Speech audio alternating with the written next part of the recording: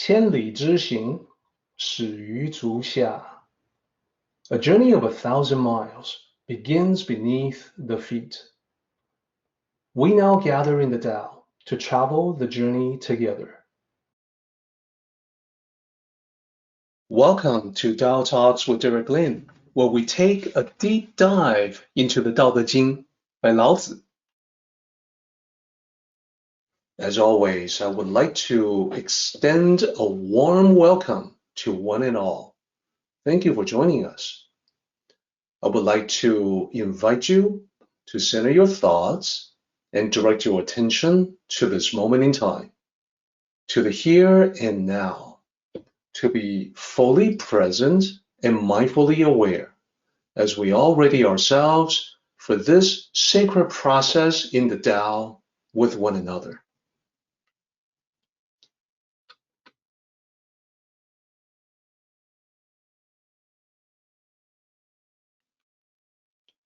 Previously, we talked about the chapter title, Do Not Accumulate. So this, as I mentioned, is the last chapter of the Tao Te Ching. And we spoke of the overall structure of the Tao Te Ching last time. It is divided into two books, the Tao Jing and then the De Jing. Tao Jing, as I said, is the classic of the Tao, or simply the Tao classic. De Jing is the classic of virtue, or simply the virtue classic. Chapter 81 is the summary for the entire thing. For all of Tao Te Ching from chapter 1 to chapter 80, this is the concluding chapter for all of that. It incorporates the final thoughts from Lao Tzu on the Tao itself, the path or the way, the best way to live, as well as the thoughts from Lao Tzu about virtue, living life in a virtuous way, and having the power of virtue incorporated into your everyday existence so that you can become a better person living your best life. So let's take a look at the chapter overall as part of our quick recap. We previously did our sectional analysis and we divided it up into three main sections. Section 1 from 1 to 6, Section 2 from line 7 to line 9, 3 lines there, and then the final section, Section 3, from line 10 to 13. So the interesting thing to look at for Section 1 is that the 6 lines are in fact subdivided into 3 parts with 2 lines each. Each of the 2 lines are matching poetic consumption. The matching poetic construction is making a point for each of the 3 subsections. So we went through the first 2 last time, and those were about true words are not beautiful, beautiful words are not true. Beautiful words, as you can see by the juxtaposition, means words that are not true. Words that may be beautiful, may be pleasant to hear, but they are not the truth. Now, true words may be something that's pointing out what you don't want to really confront mentally. And in that sense, they can be unpleasant. Therefore, not beautiful. We also talked about those who are good do not debate. Those who debate are not good. This can be controversial. This point is well known to the ancient sages. Furthermore, they agreed upon it, but when we transplant that ancient concept from ancient China to modern times in the West, it can become controversial because we will have people who feel that debates are a very good thing. It is, they will tell us, the means by which we advance our civilization. Whereas the ancient sages would say, no, it's actually the seed of contention. This chapter is all going to be about non-contention. It's the primary point that wraps up at the very end. So debates, while seemingly innocuous, like something that could be positive and constructive, it is actually the gateway to contention. So we'll talk about why that is. We'll talk about why they thought that way. So then let's go back to recapping the first point, which is about true words versus beautiful words. So this was about beautiful words not being true and true words being unpleasant and uncomfortable. And we know from living our lives that we ourselves avoid telling the truth to other people. We don't want to hurt their feelings. We don't want to kick over hornet's nest. We don't want to open up Pandora's box. We don't want to bite off more than we can chew. We have all kinds of expressions for justifying why sometimes we avoid telling the truth. We know people want to hear what is nice to them, true or no. And in this case, when we talk about beautiful words, last time we talked about how it's not about writing beautifully, like beautiful prose, beautiful poetry. This is not about that. Rather, this is about deception. Deception in using words that are beautiful to talk about things, to distract people's attention, to manipulate them. Bottom line, we as Tao cultivators must stick to the truth, even if it doesn't happen to be beautiful. Now, that's not always the case. There's going to be times when we talk about the truth, and the truth is beauty. Now, the second point that we went through, similar to the first one, but more controversial in my opinion, is about debates. So unequivocally, unambiguously, Lao Tzu says, those who are good do not debate, and those who debate are not good. He is making the point, the same point, two different ways, forwards and backwards, just to make sure that we get it. Ironically, because of the different mentality, different mindset, different attitude in the West, oftentimes when the Tao Te Ching is translated for Western readers, the word debate is not translated as debate. But then people will dance around it and try to use all kinds of different ways to translate the word, anything but to avoid the word debate. Now, I owe everybody the truth in these talks because I'm not going to use beautiful words to gloss over anything. I want to tell everybody the truth as the original sages saw the truth. And what they saw was the clear recognition that debates can oftentimes be deceptive. When it comes to debates, a lot of times there are tricks that one can use to mislead, to distort, just to win the debate. That's why debates are associated with beautiful words that are not true.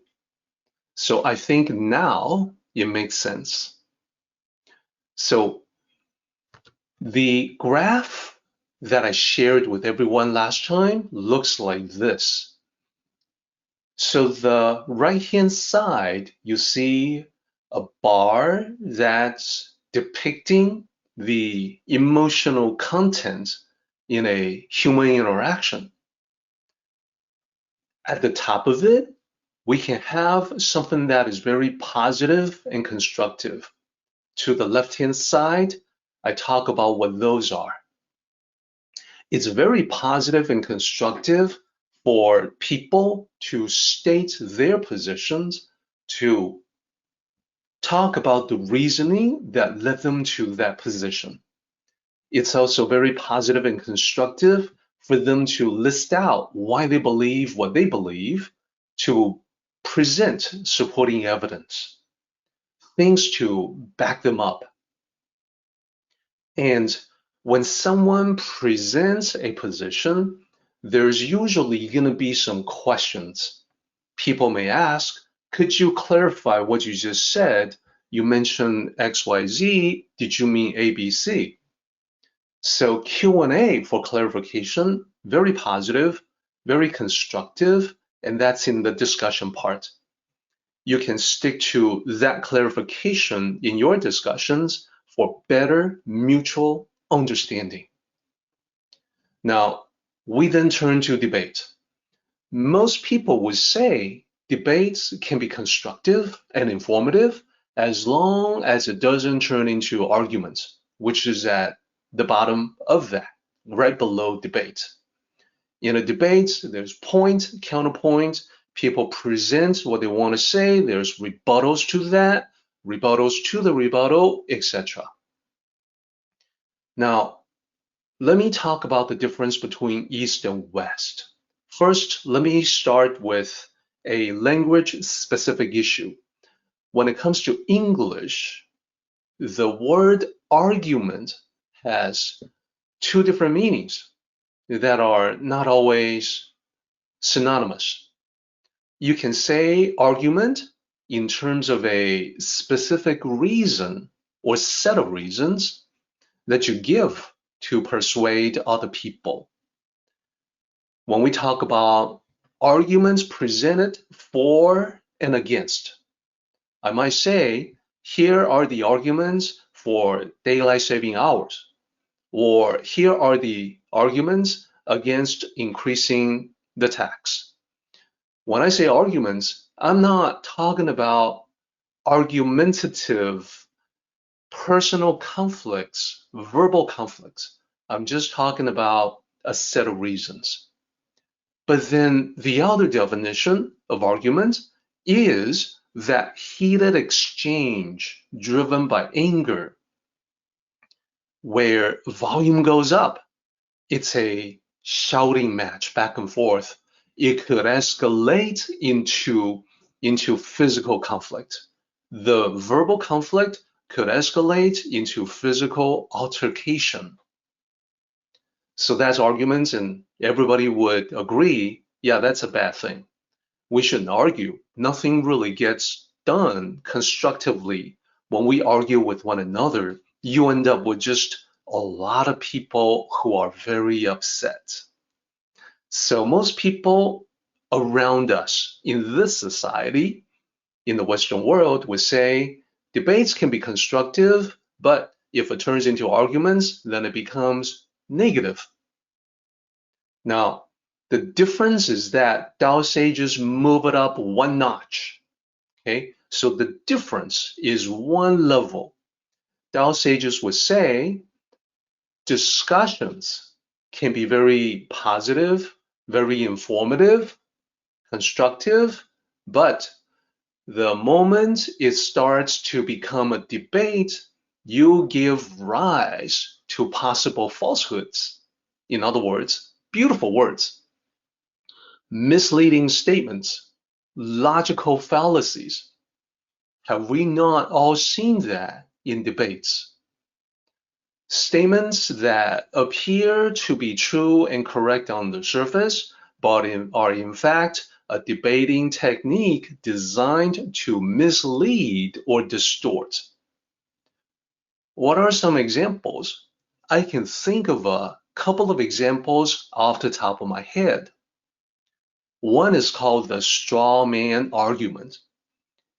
When you use a straw man in a debate, the idea is that you present a version of the other party's argument, a version that is easy to knock down. You set up a straw man figure and then you knock it down. So you're not really debating on good faith. You're using a technique, a tactic to distort what the other person has said. And then you heap ridicule upon it. That's one tactic. Another tactic, also very common, is called the Gish Gallop. This is associated with the person who made it famous. Surname was Gish, therefore Gish Gallop. All it really means is that you use this particular tactic to overwhelm the other side. And the way that it is done is by stringing together just a torrent of never-ending, ridiculous, outrageous statements, one after another. So everything that you utter is distorted or untrue, and sometimes obviously so. But you're not done. You keep going. You follow one ridiculous statement after another. You make one assertion after another. Each one of the many assertions is very easy to disprove, but then you've gone through about dozens of them within just a few minutes. You're trying to get the other side off balance, so they don't even know where to start to rebut what you had just said. Again, not arguing in good faith, not really engaging in a constructive process. The moment people start using debating tactics like the two I just mentioned, things devolve into just a pissing contest. No two ways about it. And this happens much more often than we think. That is the reason why the Tao sages say, just avoid it in the first place. You can always state your position. You can always answer questions to clarify. Even the asking of questions may be an attempt to draw you into a debate. When a sage senses that attempt, the sage will bow out of the debate and say that, well, in a debate with you, I'm going to hand the crown of victory over to you. You've won. Everybody already knows my position. I haven't changed any of it. But if it's a debate, you are the victor. So avoid conflict. Avoid contention. Contention that is useless. That is a waste of time. Certainly in the Tao, there's also going to be contention that can serve a useful purpose because the Tao includes everything. Most of the time, in human affairs, human interactions, debates do not serve a useful purpose. So that's why. So this is the recap for last time. Let's continue on to the third point that Lao Tzu wants to make with the first section.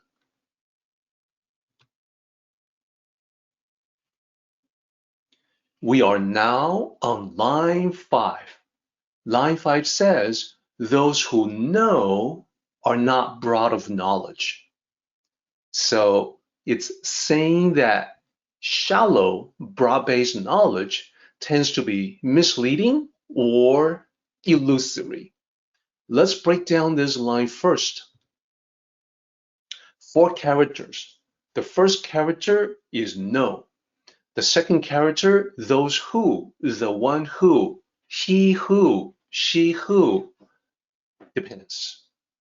So together, the first 2 characters would be those who know. The one who knows, if it's singular. The third character is not. Know or not. It's the negative character. Then the last character is broad as broad of knowledge. So you can easily translate that just from this analysis here, this breakdown. Those who know are not proud of knowledge. So the translation that you see is quite literal. So the meaning, one has to specialize or focus to really master a subject. It's the well of knowledge that you have to dig deeply in order to get water out of it. Now, if you do not dig deeply, you end up not really getting the water. You can claim to have the experience of digging, that is, you are acquainted with the topic, you know the basics, but you haven't gone into it deeply enough to really have meaningful expertise. That's what we're talking about here. In every walk of life, specialization has become the norm. This was already true in ancient times, a simpler time than our complex modern world. Even back then, the most gifted individuals could only master either one thing or a few subjects at best. Today, with the rapid expansion of knowledge, that's more true than ever. Today, it's the same. Even the most gifted person has to focus on just one thing or a few subjects. We just have to look around to see how true that is. So, more true than ever in today's world, and already true back in the days of Lao Tzu. Next line, line 6. Line 6 says, those who are proud of knowledge do not know. So let's talk about that first with the breakdown as before. So again, 4 characters, and the first character is the same character as the last character of the previous line. The meaning is the same. The meaning is broad, as in broad of knowledge, broad-based knowledge. And then the second character is the same as the second character of the previous line. The meaning is the same. Those who combine them together, you get those who are broad of knowledge, those who possess broad-based knowledge. Then we have the same character, no or not. And then the last character is no, same as before. The last character here is the same as the first character in the previous line. So this is saying the same thing from the other angle, from the other perspective, that those who are broad of knowledge, those who appear to know everything, they really don't know much at all. What they know is not of value. We certainly see that as being true in today's world. Those who are recognized, those who are rewarded in the world are those who become experts or masters of a particular craft. And the more you have expertise or mastery, the greater the rewards you reap in life. This world does not award those with broad-based knowledge somebody who knows a little bit about everything. That person may be interesting at a party, but that person you would not want to put on a critical task. Someone who flies an airplane would be someone who has mastery and expertise of that particular task. It isn't someone who has a passing interest in aviation. And we have expressions like jack of all trades, master of none.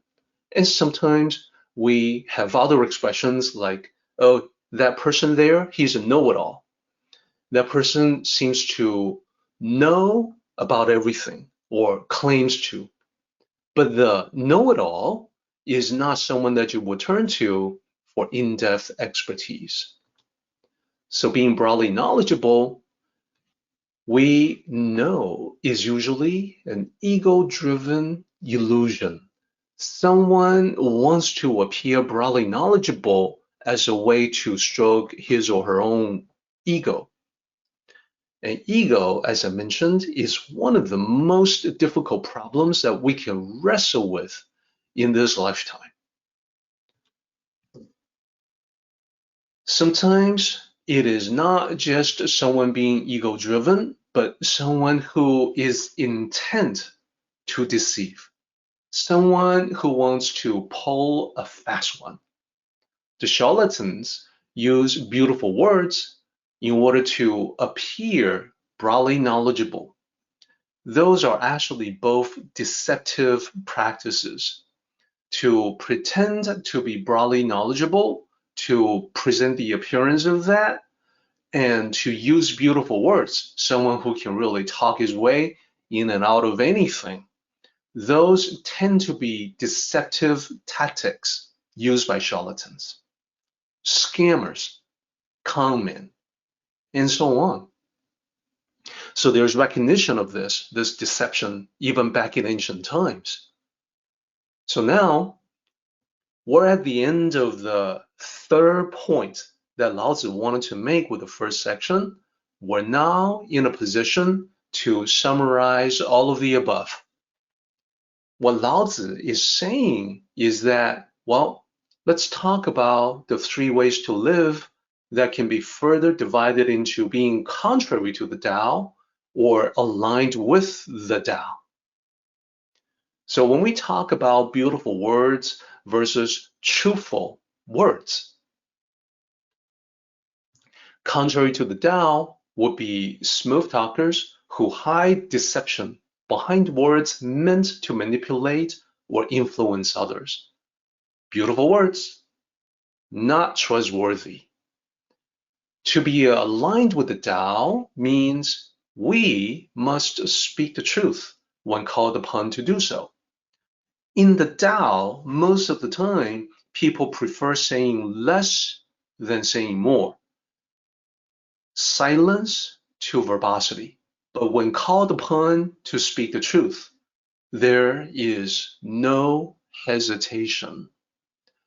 Even if doing so may not be pleasing to others, you see, we have an obligation to the truth. We have an obligation to be truthful to other people, regardless. It's not out of an intention to be malicious or to be hurtful, i.e., to hurt their feelings. It is actually out of the intention to be respectful to them. If they are our friends, we deserve the opportunity to tell them the truth, and they deserve to hear the truth from us. It is out of respect and compassion. Even though there is the fake kind of compassion, oh, don't tell them the truth, it'll hurt them. Ultimately, we hurt them more by lying to them. So that's being aligned with the Tao. Second, debates. Those who engage in debates, using their skill with words to distort and mislead in order to win, that's contrary to the Tao. I think by now, the point is made. I think you see exactly how the ancient sages felt about those who engage in debates. So they would say, well, for us, for those who cultivate the Tao, for those who walk the path, we can state our position when called upon to do so. There's no problems or issues with that. Tao cultivators are not evasive. They are not avoiding the necessity of having to let people know where they stand. They don't hesitate in doing that either. But they will definitely decline to be dragged into a debate. As a younger man, I used to get into debates all the time, and that was before I really studied and understood the Tao. The more I study the Tao, the more I saw the wisdom. So today, I will still stay my position. I will still gladly clarify and discuss, but I won't be dragged into a debate. Anyone who wants to engage in a debate with me, they can win an automatic victory. That's totally fine. Lastly, about broad-based knowledge. Those who appear to be experts in many different disciplines, but fail to deliver on any of them. So there's a couple of different levels with this. Sometimes people will own up to the fact that they just know a little bit about everything, but not enough about anything. And they call themselves the jack of all trades, master of none. And then at a different level, there are those who pretend to be experts or masters in multiple subjects. The more they claim, the less likely their claims are truthful. Human beings have just finite time and limited mental capacity to really master different subjects. There are so many areas of expertise under the sun. It is very unlikely for someone to have high level of expertise in many different subjects. That's just common sense. It's just being realistic. So on the Tao side, we should be focusing on delving deeply into a few topics to really master their essence and meaning. Even the study of the Tao falls into that category. We really want to just focus on what the Tao really means. So those who like to be sort of like spiritual tourists, trying many different wisdom traditions, dipping a little bit here, a little bit there, well, Lao Tzu would say they're not going to get anywhere in refining their spirituality. To have a little bit of a surface level understanding in 10, 20 different traditions of wisdom, that won't get you anywhere at all. What will get you results is sticking to one thing. For me, preferably the Tao, and then go deeply into it to really extract what it has to offer. So this is the mini summary for the first section. Let's move on to the next section. The next section is composed of 3 lines, and you see the 3 lines right there. We start with line 7. Sages do not accumulate. So let me talk about what that means.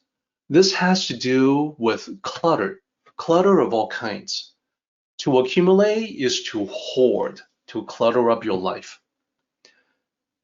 We think of hoarding as hoarding physical things, material things. In reality, it is something that can apply to non-physical objects as well. But either way, whether you clutter up your physical environment or your mind, this accumulation is the primary symptom of an inability to let go. Let go of attachments, let go of the past, and so on.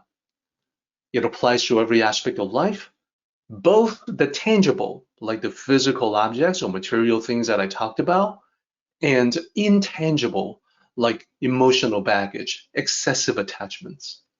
So I lay them out like this. It can include material belongings, and we have definitely seen people who hoard so many things in their household that it can even be difficult to navigate around the obstacles. There's also the mental aspects. People can clutter up their mind with regrets about the past, constantly revisiting something that happened before that could have been done better or in a different way. That clutters up the mind and uses up mental bandwidth, so you cannot use the mind for more worthwhile pursuits in the here and now. And conversely, there's also a lot of people who worry excessively about the future. There again, the mind is cluttered up with anxiety, a case of nerves, just anxious and worried about what's going to happen. What if this was to occur? What if that was to go wrong? Even before the event actually occurs, the mind is so cluttered up that you cannot even mentally prepare for what is to come. So the sages would seek to avoid all of the above, everything that we have talked about, physical clutter as well as mental clutter.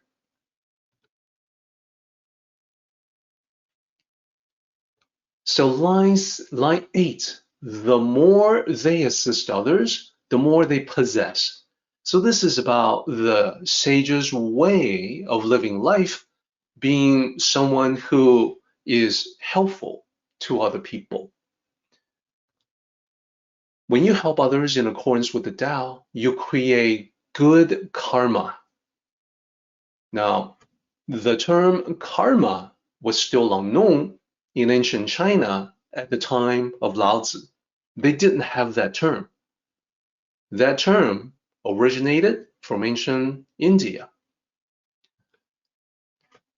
However, the sages could see the circular nature of human interactions. They could tell that if you plant something bad, you get back that bad thing in return. On the other hand, when you help in accordance with the Tao, you end up with more joy and meaning in your life. Hence this line, the more the sages assist others, the more they possess, the more joy and meaning they gain. So the sages understood the importance of helping other people with no strings attached, no conditions. And furthermore, they expected no payback or recognition for helping other people. And this is a consistent theme that is repeated in the next line as well. This line is about helping people. The next line is about giving to people or sharing with people. And we're talking about resources. So let's go to line 9. The more they give to others, the more they gain. The more the sages share and give their resources with other people, it's similar to helping. It also works in karmically circular fashion. So same as helping, there's a way to give in accordance with the Tao, just like there's a way to help other people in accordance with the Tao. And in a moment, I'll talk about the ways of helping and giving that are not in accordance with the Tao, and then the way that would be in accordance with the Tao. For now, though, let's talk about the similarities between giving and helping. So when giving, you want to give within your abilities. You don't want to give so much that you end up being harmful to yourself, that you end up compromising your ability to continue giving. So give what you can rather than give everything. What you can give is usually just a fraction of what you possess. That's completely within the Tao, congruent with the Tao, consistent with the Tao. And there should be no judgment as to who should or should not receive that which you give. It's the same with unconditional helping of others. There's not people who deserve your help and people who don't. A lot of times we're very tempted to divide people up into those categories. But the true compassion of the Tao is to make no distinction. And then no strings attached, no conditions. I will only give to you if you do XYZ. I will only give to a beggar if the beggar doesn't turn around and use the spare change that I give to him for liquor, for cigarettes. That would be conditional. That would be strings attached. In the Tao, the idea is that when you feel the impulse to give, focus on that initial pure impulse. That is the expression of pure compassion. Don't let it be tainted by all kinds of other considerations, like, well, if I help this person, if I give to this person, will they then, use it for something that I did not intend them for? Well, no. Forget about that. Those are attachments. Stick with that initial impulse. And then, similar to helping others, in giving, the sages expect no payback, no recognition. So this is it for the second section. All we have to do now is just to summarize what Lao Tzu has said by talking about practices that would not be in keeping with the Tao and practices that would be in keeping with the Tao. So not in accordance with the Tao in two categories, giving and helping. In giving, it is not in accordance with the Tao to give nothing. The reason is because you can always give something. Something that doesn't have to be tangible either. It could be totally intangible, even if it's no more than a friendly smile, an encouragement, or just a silent blessing from you. Things that cost you nothing in material resources, and yet things that can benefit the other party. So bottom line here, you can always give something. The other extreme is to give too much. As I said, the proper giving in accordance with the Tao is measured. It is proportional to what you possess. If you give the shirt off your back, in our culture, we tend to use that as an example of someone being very helpful and compassionate, but it's actually not in accordance with the Tao. Do not give the shirt off your back to a stranger, because then you will have no shirt. You want to assist, you want to give in accordance with what you can. If you're wearing a shirt and somebody is not, well, you have to find something else to keep them warm, perhaps a blanket. Now, both of you can keep warm. That will be the Tao. To sacrifice yourself to benefit others, not necessarily in accordance with the Tao. So we're talking about helping now, pretty much. Let's talk about helping as well. To not be in accordance with the Tao when in regards to helping, doing nothing would not be in accordance with the help. And I know that there are people who say, well, the concept of Wu Wei says that I should not do anything. So they use the concept from the Tao to justify inaction.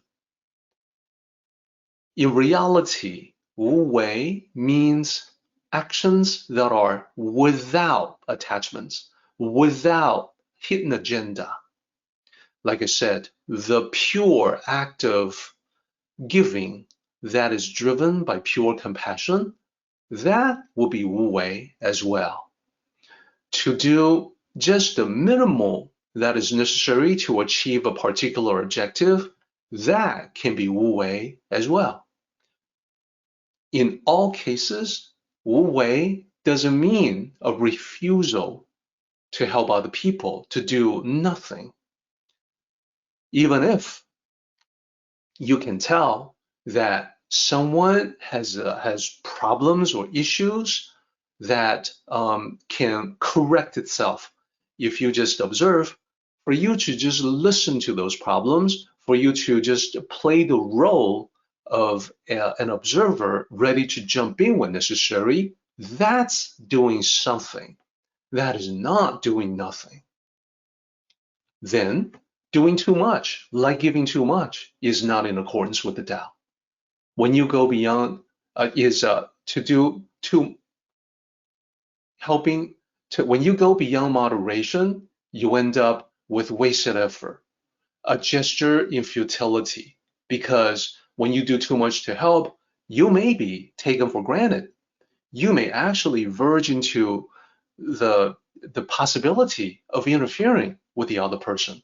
You're being too helpful. You need to back away from that. So similar to giving too much, you may damage your ability to continue helping, or you may receive not appreciation, but actually scorn, that people may point to you and say, stop being a busybody. You just leave me alone. So when it comes to helping, doing nothing, using Wu Wei as an excuse, or doing too much, being too helpful, those can all be extremes that are not in accordance with the Tao. So what about being in accordance with the Tao? Let's talk about that as well. In terms of giving, we want to give like the heavenly Tao. That is, we first observe the world. Most people are not giving like the heavenly Tao. They would take from the people who already have very little and give to those who already have too much. This is like when we say the rich get richer and the poor get poorer. That seems to be the way that human beings work in the material world. Many of them are that way, and we don't want to follow their example. We want to be more like the heavenly Tao, which is more like a balancing mechanism.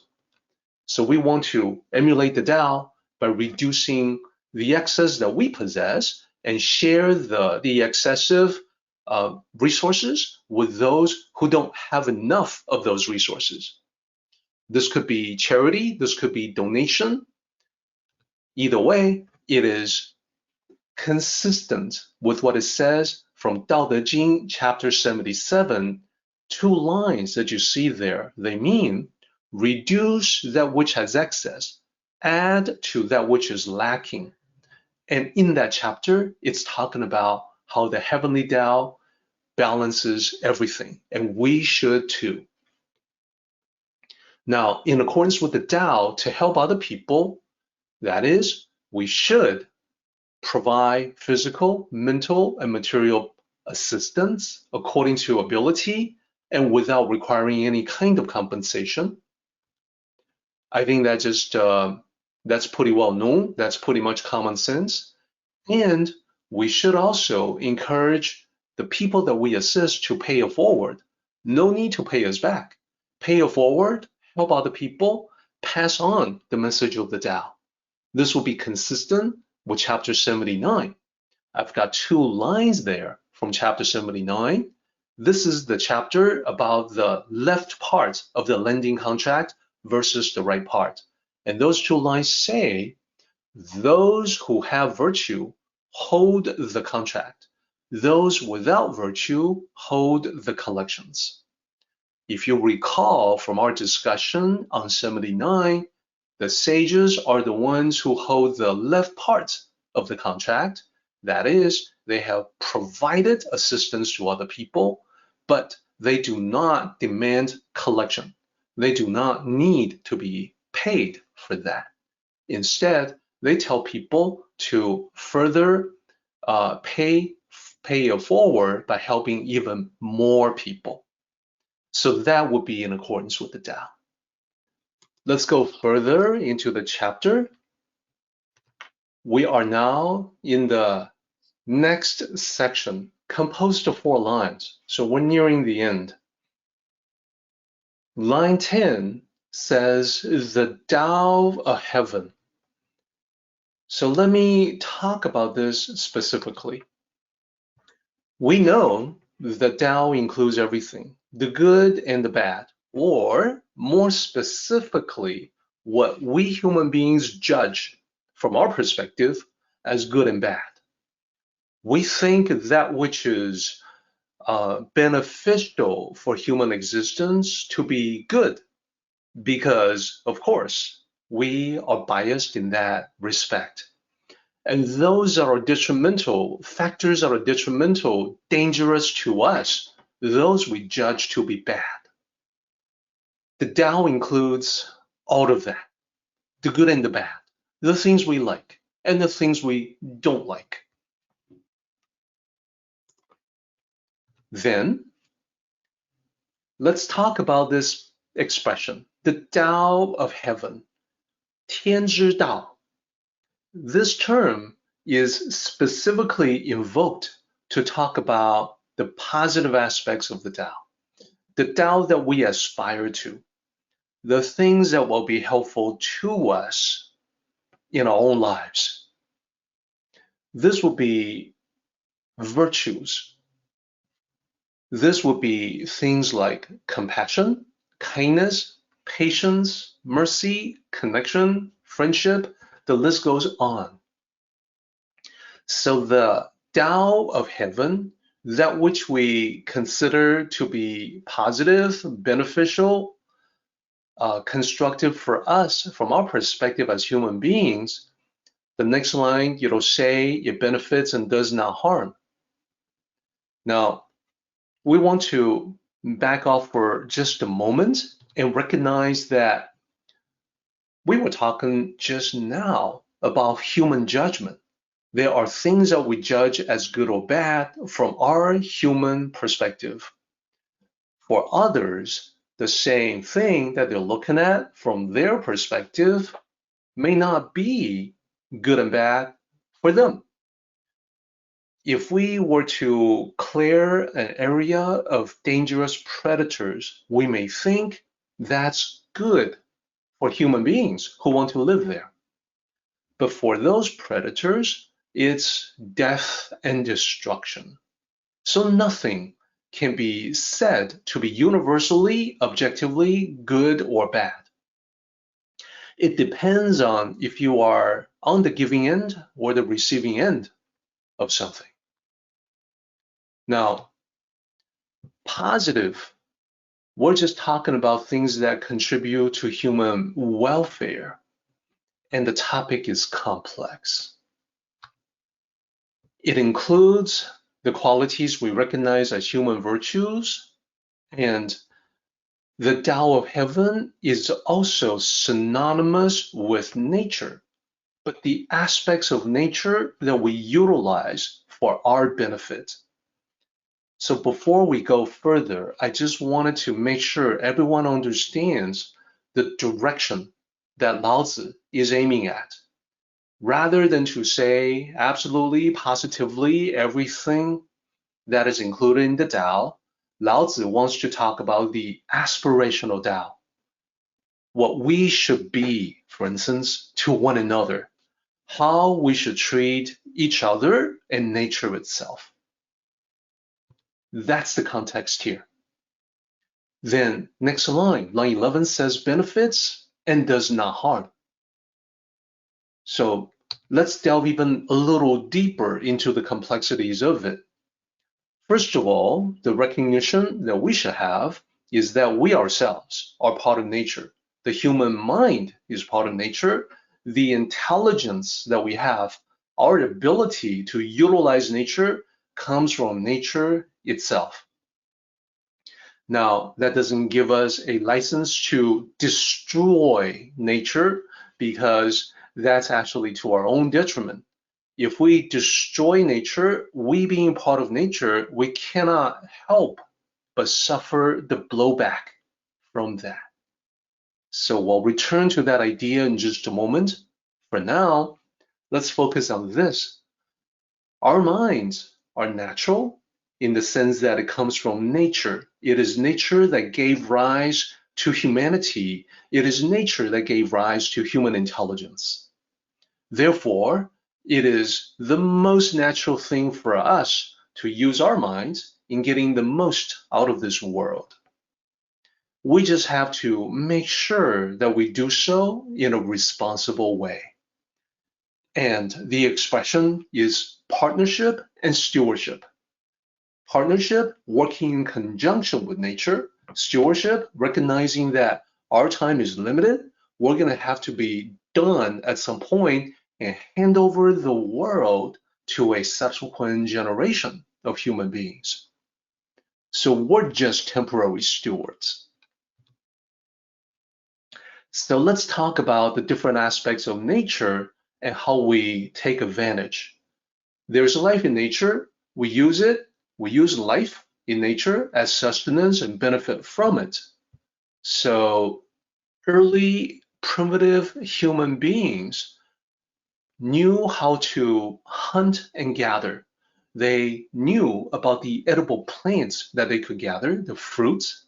They knew about game, the animals that they could hunt for sustenance. So that's the life in nature that they knew from the beginning how to take advantage of. Well, there's also death in nature. It's not just life. So death, would that be negative? Well, human intelligence will find ways of taking advantage of that as well, of using that, putting that to good use. So when we have death, when we have animals that have died, or when we have waste products, like, digestive elimination, we know all about that. Well, we can, those things that we quote unquote dislike because it's death, because it's what we don't want, what is unpleasant, we can nevertheless still make use of that as, for instance, fertilizer. So when we transition from hunter-gatherers into an agricultural society, we have the intelligence to start gathering, decomposing organic matter, making the best use of them as fertilizers to grow plants, which will in turn give life for our own benefits. So whether it's life or death, the point is we know how to get benefit out of it. We know how to extract benefits from nature, no matter which aspect of nature we happen to be working with. So benefits and nature are linked, and another way to say it is that the Tao of heaven is benefiting us without harming us, because we're using our nature-given human intelligence to utilize what nature has provided. Now let's talk about line 12, the Tao of sages. To break it down, we have 4 characters. The first character is the character for divine or divinity. The second character is person, 人, common character. And then the third character is the apostrophe S in English. And then the last character is the way, the path, the Tao. So if you know nothing about the Tao, you don't know that it's the Tao, but you translate it as the path or the way, and nothing about the sages, looking at this line, you may say, well, I can translate that as divine person's way. But let's go a little deeper than the surface level. Sen, the first character, as I mentioned, it means divine or divinity. I want to note right here, right now, that Shen, divine or divinity, has no connection to evolution. I know this point seems to be coming right out of the blue, suddenly coming out of nowhere. The reason why I need to mention it is because 善人, the quote-unquote divine person, is not evolved individual. To translate 圣人 as evolved individual is to distort the meaning of the original into, well, beautiful words. Like evolved individual, wow, that sounds good. That sounds pleasant, but it's not a true translation of the original. Divine person has also been mistranslated as holy man. It seems like an easy mistake to make. Divine must be connected somehow to a religious practice. So a divine person will be a holy man like a shaman. Well, that's actually not the case either. 圣人 is sometimes misunderstood because of this mistranslation as having religious significance. In reality, 圣人 may not be affiliated with any kind of religion at all. 圣人 would be then more like a philosopher, but a wise philosopher. So the actual meaning is a person who is divinely wise, a person with wisdom that seems to be inspired by the divine. Someone with wisdom that approaches the divine. So these are all different ways to say it. And for simplicity, the best way to translate it really is a sage. A sage we would also consider to be someone who's very wise, with wisdom that is inspired. So moving on. When we talk about the Tao of the sages, the process that they follow is that first, they begin by observing. They observe nature, synonymous with the Tao of heaven, in order to learn. And they note a few things from their observations. They note that the Tao nurtures us without harming us. This is the positive, constructive, useful aspects of the Tao, which is the Tao of heaven. And then the Tao provides assistance without contention.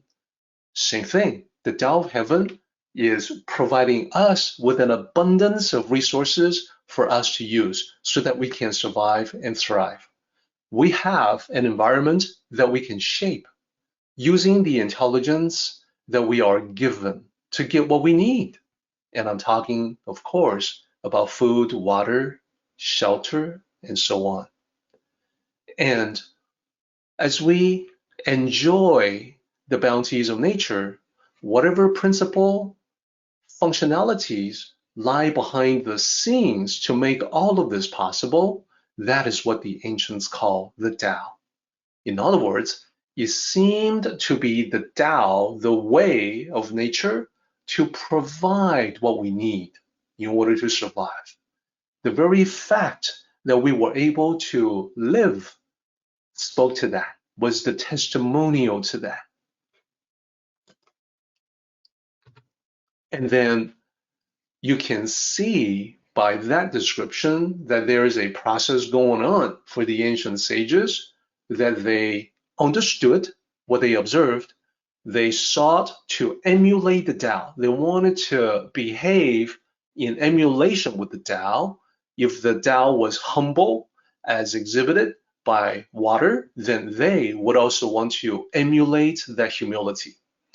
And application, that just means what they have learned, they wish to apply to life. Continuing on to line 13. So nature provides us with assistance, not contention. So from the observation of the sages, it is quite clear to them, they can easily cite some examples when they want to talk about this, about how the nature is assisting humanity without contention. So line 13 says, assist and does not contend. And the sages would say, look around you. Look what happens when it rains. It is important in helping farmers with their crops. And even if you're not a farmer, water from rivers, lakes, wells, water from deep underground drawn up in a well, that water is needed by everyone. You don't have to be engaged in farming to see the value of that. And that is also provided by nature. Then, without talking about water, all other elements of nature are also beneficial to us. The sun, the sages will point to as an example, the sun provides us with light and warmth. Who doesn't need that? We all need the sun. So these are all things that come from nature, assisting us, allowing us to live without contending with us. That is, we don't have to fight for these things. They are simply there for the taking. So the sages want to be like that. They want to be like these natural elements. They want to assist people in that same harmonious way. They want to be giving unconditionally, just as nature does. Moving on to let's talk a little bit more about this last line, this final line. The final concept presented by Lao Tzu is non-contention. Line 13 says, assists and does not contend. So this is extremely important. It is probably the most important thing out of this entire chapter. So I want to make sure that we really dive into it, that we really delve deeply into the meaning of non-contention. The two characters, 不争, the final two characters in the entire chapter, and because this is the last chapter of the Tao Te Ching, these are the two final characters of the whole thing, of the entire classic. These two characters are repeated 8 times in 6 chapters throughout the Tao Te Ching. Whenever anything gets that much repetition, we know that it's important. A quick sampling of those chapters, and I'll talk about them in detail, we see as an example that in Tao Te Ching chapter 22 and also chapter 66, the sages are described by Lao Tzu as being non-contentious. And in chapter 68 of the Tao Te Ching, Lao Tzu further talks about how the virtue of non-contention is the ultimate principle. So out of these, with the 3 chapters here, out of the 6 chapters where 不争 appears repeatedly, even from just the 3, we can see the importance. Overall, there are 4 key points associated with the concept of non-contention. So let me break it down for you like this. In the entire Tao Te Ching, 不争, these 2 characters appear 8 times in 6 chapters, and we can further refine the appearance in the 6 chapters into 4 primary points. That's the idea. So what might the 6 characters be where the iterations, the repetition appear? Let me share those with you.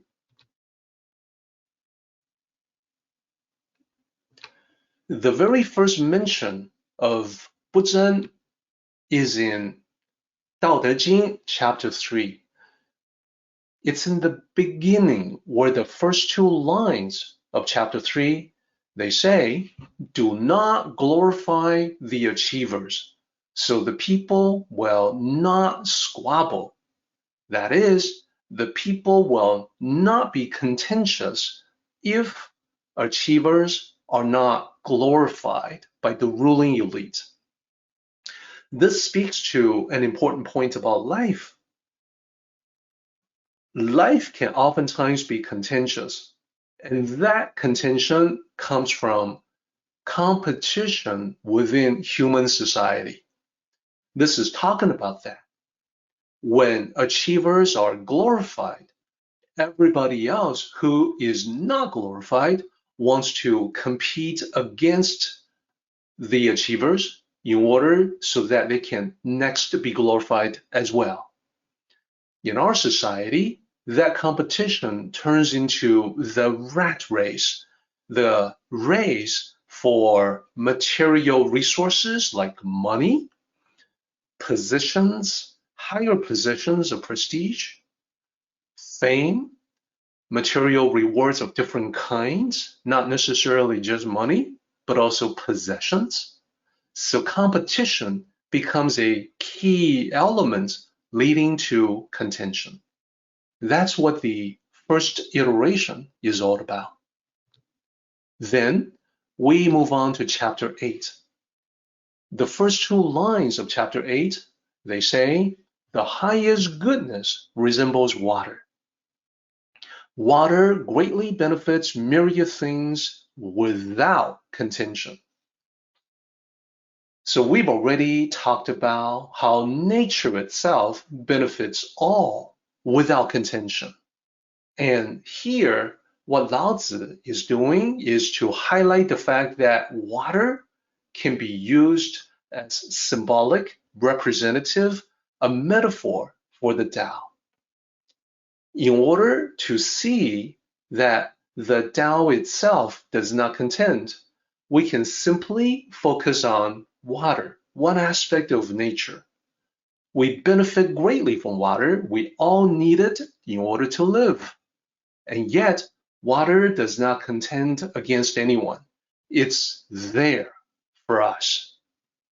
Just sitting there humbly, without requiring us to do anything, without requiring any conditions, no strings attached, it is helping us without being contentious. So that is in chapter 8. And then in chapter 22, we've got two lines there as well. It says, because they do not contend, the world cannot contend with them. So what that means is that the sages are not contentious. Here, right before this, we talked about water being non-contentious. Then we further extend that because the sages wish to emulate the Tao and water is symbolic of the Tao. Water being non-contentious is a clue that the sages should be as well. And the result is that when they're not contentious, the world is not contentious with them. So that's 22. Now there's more. I mentioned that the non-contention elements or concept appears in 6 chapters, so there are 3 more chapters in which it appears. So in 66, the 2 lines there say, because they do not contend, so the world cannot contend with them. This is actually a repeat of the previous point, that the sages do not contend against anyone, and therefore the world is not contending against them either. It is an important point, which is why Lao Tzu decides to repeat that in a different chapter. Then we go to chapter 68. Chapter 68 is where Lao Tzu expands the scope. In 68, chapter 68 talks about how the best generals do not become warlike. They don't wage war just because they felt like it. The best generals are great leaders who are actually peaceful at heart, not warlike, but that made them the best because they were congruent with the Tao. Same thing with the warriors. The best warriors were not angry. They never got angry, that they could practice their craft of being the warrior without becoming emotionally upset or emotionally triggered. So it then goes on, as I said, the scope is vastly expanded. The general and the warrior are just the beginning of that chapter. Then Lao Tzu goes on to talk about how people who are good at managing others, they keep themselves low. They remain humble. And this is called the virtue of non-contention. It is called the power of managing people. When we get to this particular aspect of the Tao, this is Lao Tzu saying that, listen, non-contention, not just the Tao, not just nature, not just water, not just the Tao sages. It's actually applying to everybody who may not be a Tao sage. And of course, most of us are not at that level. Nevertheless, non-contention applies to us. This is also where Lao Tzu says, look, this is the power of managing people. It is the ultimate principle of the ancients. That also appears in this chapter. And then right before the mention of non-contention in the chapter we're now looking at, which is the final chapter, we've got chapter 73. Chapter 73 points to the Tao of Heaven. The Tao of Heaven does not contend and yet excels in winning. So this is talking about nature. This is talking about the Tao, and it's appropriate that the mention right before chapter 81 is circling back from human beings back to the Tao again. So then there's a lot more to talk about on the mentions of non-contention. Non-contention is an important topic that we have to spend even more time on. It's the last great concept of the entire, the totality of the Tao Te Ching.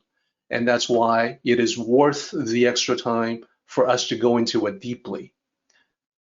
We are now approaching the end of the meeting, so we're going to break out of this discussion and continue our discussion of non-contention in the next meeting. For now, we should go to the summary to take a look at what we have learned so far. We're at the end of chapter 81, so both part 1 and part 2 of the summary are now applicable to us. So let's take a look at the first point in the summary. This goes back to speaking the truth rather than using beautiful words which are untrue, deceptive, and something that distorts the facts in order to manipulate people. What we want to do to live in accordance with the Tao is to speak truthfully. We can be gentle. The soft approach is central to the Tao. So we want to speak gently and yet truthfully.